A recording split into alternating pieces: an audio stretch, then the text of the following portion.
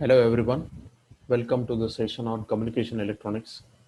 In this session, we'll be discussing about FM generation.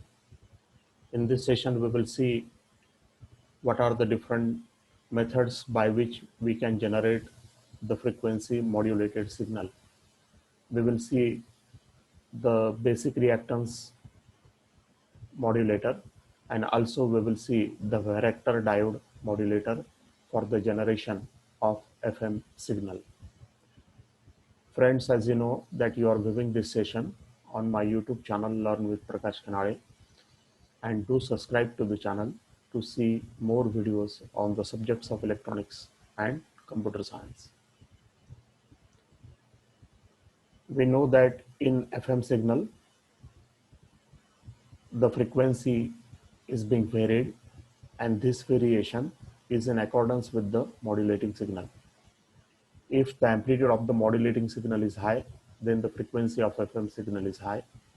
If the amplitude of the modulating signal is low, then the frequency of FM signal is also low.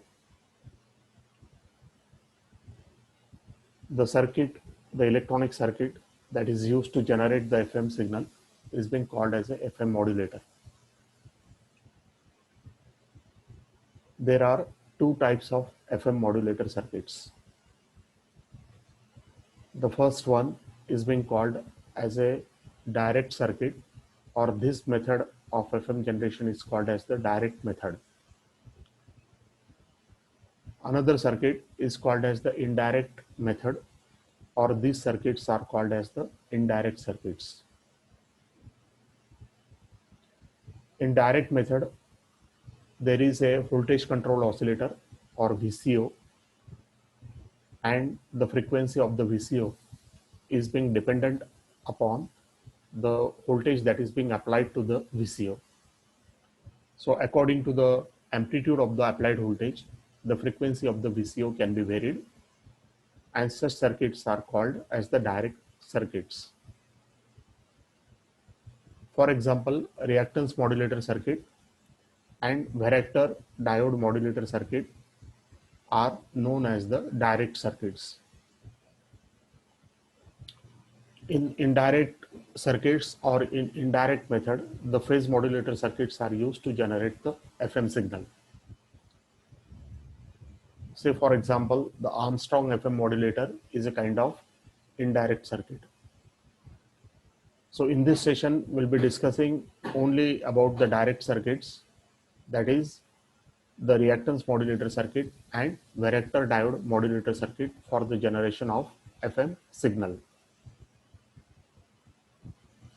So first of all, we will go for the reactance modulator circuit, and we will understand the basic principle of reactance modulator circuit. You will find that in case of reactance modulator circuit, what we do is that we apply the modulating signal to a device of which the reactance is being varied, and then a oscillator circuit is being kept in parallel with this circuit so that we can generate the FM signal. In reactance modulator circuit, a transistor or a field effect transistor is being used as a variable reactance device. Its reactance will be either inductive reactance or capacitive reactance, and this reactance will vary according to the modulating signal.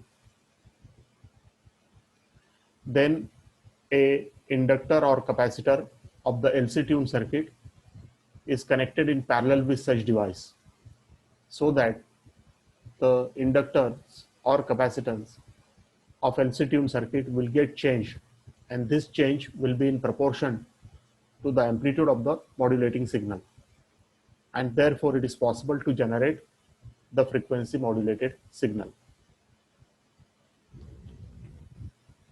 Reactance modulator circuit is a very popular circuit, and this circuit can produce a frequency deviation over a wide range. Also, you will find that the reactance modulator circuit is a highly linear circuit, and therefore there is a minimum distortion that is being observed in the reactance modulator circuit. First of all, we will discuss the basic reactance modulator circuit in which we can use the field effect transistor. This is the diagram of basic reactance modulator circuit using field effect transistor. This is the field effect transistor, and here you will find that one capacitor and resistance being connected to the gate terminal of the field effect transistor. This is the drain terminal and this is the source terminal, and these are the points that are being called as the 1-1 points, where we can apply the modulating voltage or modulating signal. In FET reactance modulator, the modulating signal is being applied between the terminals 1-1.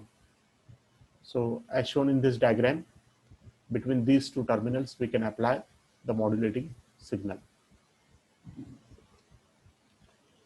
The drain to gate impedance XC must be greater than the source impedance R.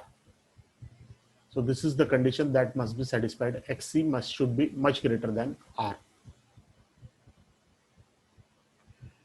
Now from this figure we can easily write down the gate voltage VG is equal to IB into R, where IB can be replaced by V divided by R minus RJXC, R minus JXC into R. Similarly, we can write down the drain current ID. Drain current ID is equal to GM into VG, but VG can be replaced by R into V divided by R minus JXC. Therefore, the drain current ID can be written as GM into R into V divided by R minus JXC. Now we can compute the impedance between the terminals 1, 1. So this impedance can be given as Z is equal to V divided by ID. If we substitute the value of drain current ID, then V divided by GM into RV divided by R minus JXC. Therefore, this can be written as R minus JXC divided by GM into R. V will get cancelled. The same can be written as 1 upon GM in the bracket 1 minus JXC divided by R. Now, if the reactance of the capacitor XC is much greater than R, then we can write this equation as Z is equal to minus JXC divided by GM R. The impedance Z between the terminals 1, 1, we can easily observe that this impedance is a capacitive impedance, and this impedance can be changed when we change the value of VG or gate voltage. Therefore, the equivalent impedance can be given as Z is equal to X equivalent, and we know that X is equal to 1 upon 2 pi FC, and therefore we can write the value of Z is equal to XC divided by GMR, which is equal to 1 upon 2 pi F GM RC, which is equal to 1 upon 2 pi F C equivalent, where C equivalent is equal to GM into RC. So from this basic circuit, we can easily observe that the impedance that is being present between the terminals 1 and 1 is a capacitive impedance, and this capacitive impedance can be varied according to the amplitude of the modulating signal, and therefore this circuit can be used for the generation of FM wave. It is also possible to construct the reactance modulator circuit by using a transistor, by using a bipolar transistor. Suppose this is the bipolar transistor to the base of which the modulating signal is applied, and we know that the reactance offered by the transistor between collector and emitter is dependent upon the value of the modulating signal. This transistor, when it is connected in parallel with the tuned circuit of a high frequency oscillator, then you will find that the frequency of the oscillator will continuously goes on changing as per the amplitude of the modulating signal. And therefore we can say that across the tuned circuit, we can get the output of which the frequency is being continuously varied according to the amplitude of the modulating signal. And hence we can say that across the tuned circuit, we will get the FM signal. It is also possible that we can construct a circuit by using a varactor diode. By using varactor diode, the FM signal can be generated. So as shown in this diagram, here we have used this diode, and this diode is being called as a varactor diode. So whenever the diode is a reverse bias diode, then it will act like a small capacitor. The P and N type material are the two plates of the capacitor, and the depletion region will work as a dielectric material, and the width of the depletion layer will depend upon the width of the dielectric, and therefore the amount of the capacitance is being determined by the width of the depletion layer. So you will find that all the diodes which are in reverse bias state will exhibit the property of capacitance. Varactor diodes are specially designed diodes in which this property is optimized. And therefore, whenever we want to use a diode as a variable capacitance, then the varactor diode is being used. The varactor diode can be connected in the circuit always in a reverse bias state. So this is a circuit diagram that can be used for the generation of FM wave. The capacitance of the varactor diode and the inductor L1 of the tuned circuit, they are parallel with each other. So this diode works as a capacitor.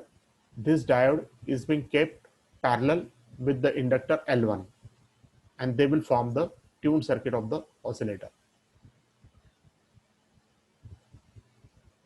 The value of this capacitance C1 can be made very large so that its reactance is very low. C1 connects the tuned circuit to the oscillator and blocks the DC bias voltages of Q1 so that they will not be grounded through L1.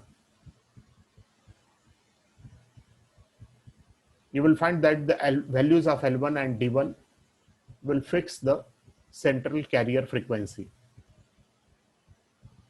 When the modulating signal is being applied, suppose here we apply the modulating signal through an audio amplifier and RFC, then this modulating signal will get applied to the varactor diode.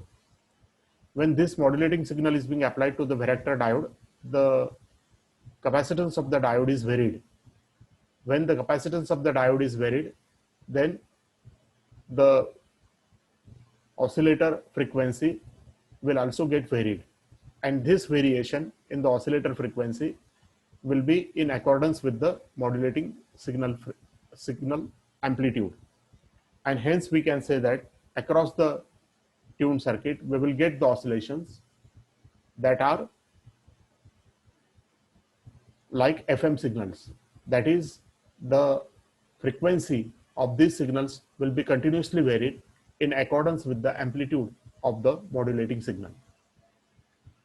So thank you friends for viewing the session. Hopefully you have understood how the FM signal can be generated by using the reactance modulator circuit and varactor diode modulator circuit. Thank you for viewing the session.